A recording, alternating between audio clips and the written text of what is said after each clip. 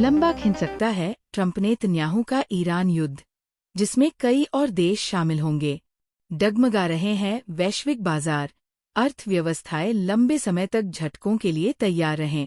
लेखक अशोक नीलकंठन एयर्स। जो युद्ध बिजली गिरने जैसे जोरदार हमले से शुरू हुआ था, वो अब कहीं ज्यादा अनिश्चित हो गया है। अमेरिकी राष्ट्रपति डोनाल्ड ट्रंप ने मंगलवार को कहा कि ईरान के खिलाफ अमेरिकी मिलिट्री कार्रवाई 4 से 5 हफ्ते तक चल सकते हैं, और शायद बहुत ज्यादा लंबे समय तक। अटलांटिक के उस पार इजरायल के प्रधानमंत्री बेंजामिन नेतन्याहू ने अपने हमले के फैसले का बचाव करते हुए कहा कि तेहरान मजबूत मिसाइल और नाभिकीय स्थलों को फिर से बना रहा है, जो जल्द ही पहुंच से बाहर हो जाएंगी। लेकिन भले ही अमेरिकी और इजरायली अधिकारी रणनीतिगत मकसद बता रहे हों, जैसे मिसाइल शक्ति को कमजोर करना, नौसैनिक क्षमता को कुंद करना तथा न्यूक्लियर हमले को रोकना, लेकिन बड़ा रणनीतिगत लक्ष्य अभी भी साफ नहीं है। वहां से निकलने की कोई योजना नहीं बताई गई है, कोई तय राजनीतिक समझौता नहीं किया गया है और बातचीत के लिए कोई साफ रास्ता नहीं है। इसके बजाय लड़ाई बढ़ती जा रही है, सैन्य, आर्थिक और राजनीतिक तौर पर। वॉशिंगटन में अधिकारियों ने एक अभियान के बारे में बताया है, जो खाड़ी में ईरान की कम दूरी तक जमीन से जमीन तक मार करने वाले बैलिस्टिक मिसाइल अवसंरचना और नौसैनिक क्षमता को खत्म करने पर केंद्रित है। Secretary of state Marco Rubio ने इस सैन्य कार्रवाई को अमेरिकी संपदा और ठिकानों पर भावी ईरानी हमले, जैसा कि गुप्तचर अधिकारियों ने कथित तौर पर बताया था, से समय पूर्व ही बचाव करने की कोशिश बताया। फिर भी इस युद्ध की समय सीमा पक्की नहीं है। ईरान ने पूरे इलाके में जवाबी हमला किया है, जिसमें अमेरिकी सैन्य ठिकाने और उसकी खाड़ी स्थित अवसंरचनाओं को लक्षित किया गया है।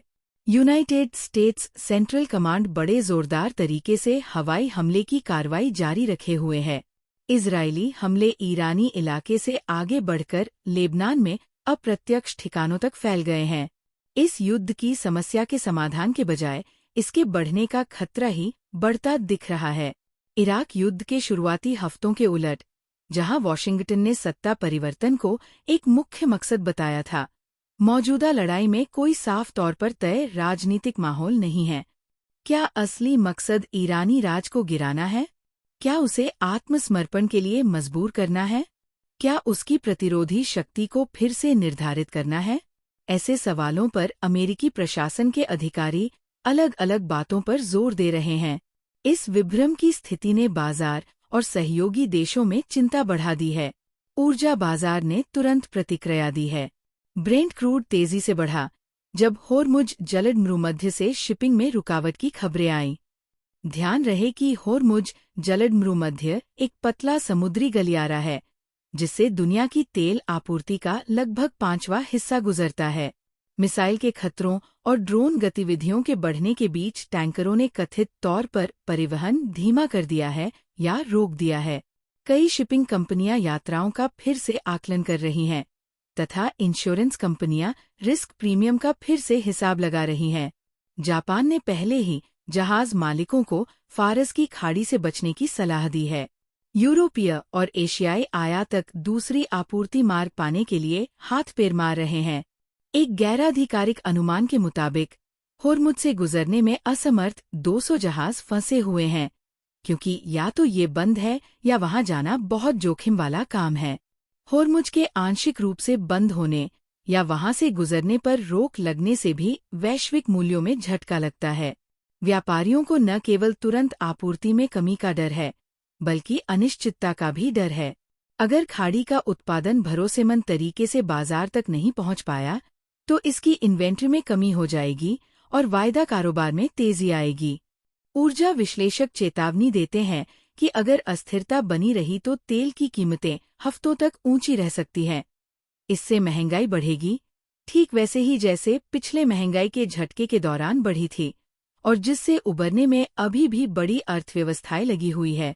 इसके आर्थिक असर सिर्फ ईंधन तक ही सीमित नहीं है। तेल की ऊंची कीमतों का असर परिवहन लागत, मैन्युफैक्चरिंग इनपुट और उपभोक्ता वस्तुओं पर पड़ता है। युद्ध के जोखिम की बढ़ी हुई कीमतों या प्रीमियम का सामना कर रही शिपिंग कंपनियां अफ्रीका के आसपास जहाज़ों को मोड़ रही हैं, जिससे आपूर्ति समय में हजारों समुद्री मील और दिन बढ़ रहे हैं। मिसाइल और ड्रोन के खतरों से सावधान कंटेनर इंश्योरेंस कंपनियां कवरेज की शर्तों में बदलाव कर रही हैं। कुछ कैरियर गल्फ जाने वाले रूट पूरी तरह से मना कर रहे हैं। इसका नतीजा लॉजिस्टिक में रुकावट है। मिडिल ईस्टर्न पेट्रोकेमिकल्स और एशियन असेंबली हब पर निर्भर इलेक्ट्रॉनिक्स मैन्युफैक्चरर्स को मूल्य में बढ़ोतरी का सामना करना पड़ रहा है। ऑटोमोटिव उत्पादकों को तेल इनपुट से बनने वाले प्लास्टिक और सिंथेटिक पदार्थों की चिंता है। फर्टिलाइजर, केमिकल्स और परिष्कृत खनिज तेल को भी ऐसी ही दिक्कतों का सामना करना पड़ रहा है। देरी से कीमतें बढ़ रही हैं। खुदरा व्यापारी इन्वेंटरी कम होने की चेतावनी दे रहे हैं। अर्थशास्त्री चेतावनी देते हैं कि अगर मैरीटाइम इंश्योरेंस बाजार बंद हो जाते हैं तो व्यापार में दिक्कतें बढ़ सकती है। लंदन के एक कमोडिटी रणनीतिकार ने कहा, इस तरह क्षेत्रीय युद्ध वैश्विक मुद्रास्फीति बन जाता है। वॉशिंगटन में राजनीतिक गर्मी बढ़ रही है। दोनों पार्टियों के कांग्रेस सदस्य युद्ध शुरू करने और उसे बनाए रखने में राष्ट्रपति के अधिकार के दायरे पर सवाल उठा रहे हैं। वॉर पावर्स रिजोल्यूशन को लंबी दुश्मनी के लिए कांग्रेस से अनुमोदन की जरूरत होती है। फिर भी दोनों पार्टियों के राष्ट्रपतियों ने ऐतिहासिक तौर पर अपनी शक्तियों के बारे में व्यापक अर्थ निकाला है। हाउस और सीनेट के नेता ऐसी सुनवाई की तैयारी कर रहे हैं जिसमें तगड़ा मुकाबला हो सकता है। कुछ सांसदों का तर्क है कि अमेरिकी सेना को बचाने के लिए प्रीएम्प्टिव कार्रवाई पूरी तरह से कार्यपालिका की शक्ति के अंदर आता है। दूसरे जोर देते हैं कि लंबे समय तक चलने वाले आक्रमण की कार्रवाई के लिए कांग्रेस से साफ मंजूरी की जरूरत होती है। वर्तमान बहस में इटली से इराक तक पहले के झगड़ों की झलक है, जब रणनीति के सवाल संवैधानिक विवादों में बदल गए। आलोचक मिशन के धीरे धीरे फैलने की चेतावनी देते हैं। समर्थकों का तर्क है कि हिचकिचाहट से दुश्मनों की हिम्मत बढ़ती है। इंटरनेशनल एटॉमिक एनर्जी एजेंसी में ईरान के राजदूत ने आरोप लगाया है कि अमेरिकी इजरायली हमले तेहरान की मुख्य नाभिकीय परिष्करण स्थलों में से एक नतांज के पास लक्षित सुविधाओं पर हुए। आईए ने नाभिकीय संयंत्र को हुए नुकसान की पुष्टि नहीं की है और पड़ोसी देशों में कोई असामान्य रेडिएशन स्तर की रिपोर्ट नहीं की है। नाभिकीय हमले बढ़ने का डर, भले ही गलती से हो, तनाव को बढ़ाता है। ईरान की मिसाइल उत्पादन क्षमता काफी बनी हुई है। इसके क्षेत्रीय साथी देश कार्रवाई की क्षमता बनाए हुए हैं। अमेरिकी सैन्य ठिकानों को अनुमति देने वाले खाड़ी राजशाही देश संभावित टकराव के बिंदु बने हुए हैं। हर लेन देन से गलत आकलन का खतरा बढ़ जाता है। तेल की बढ़ी हुई कीमतें, समुद्री व्यापार में रुकावट और भूराजनीतिक अनिश्चितता का मेल पहले से ही वित्तीय बाजार को परेशान कर रहा है। एशिया और यूरोप में इक्विटी इंडेक्स में तेजी से उतार चढ़ाव आया है। मुद्रा बाजार कथित सुरक्षित ठिकानों की ओर पलायन को दिखाते हैं। सेंट्रल बैंक, जो पहले से ही महंगाई और धीमी विकास दर को संतुलित कर रहे हैं, अगर ऊर्जा से चलने वाले कीमतों के दबाव को बढ़ाते हैं तो उन्हें मुश्किल फैसले लेने पड़ सकते हैं। आयातित ईंधन पर बहुत ज्यादा निर्भर विकासशील अर्थव्यवस्थाएं बहुत कमजोर हैं।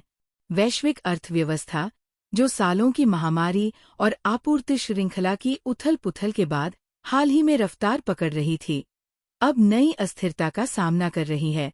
राष्ट्रपति ट्रंप की चेतावनी कि सैन्य कार्रवाई शुरुआती अनुमानों से आगे बढ़ सकता है, इस मुख्य सच्चाई को दिखाता है कि युद्ध शायद ही कभी टाइम टेबल के हिसाब से होते हैं। अभी तो सैन्य कार्रवाई जारी है। तेल टैंकर विवादित समुद्री मार्ग के पास अनिश्चितता में मंडरा रहे हैं। कानून बनाने वाले अपनी दलीलें तेज कर रहे हैं और हर सुर्खियों की खबर के साथ बाजार में उतार चढ़ाव हो रहा है। मकसद अभी भी विवादित है। ये कब तक चलेगा, ये पक्का नहीं है। आर्थिक नतीजे तेजी से बिगड़ते दिख रहे हैं। जो एक प्रीएम्प्टिव सैनिक हमले से शुरू हुआ था, वह अब एक सहायता परीक्षण का मामला बन गया है। सब्र का और राजनीतिक इच्छाशक्ति का, और फिर इस बात का कि क्या आधुनिक अर्थव्यवस्थाएं बिना किसी और गहरे संकट में पड़े एक और भूराजनीतिक झटका झेल सकती हैं। दुनिया न सिर्फ लड़ाई के मैदान पर बल्कि बैलेंस शीट पर भी नजर रख रही है।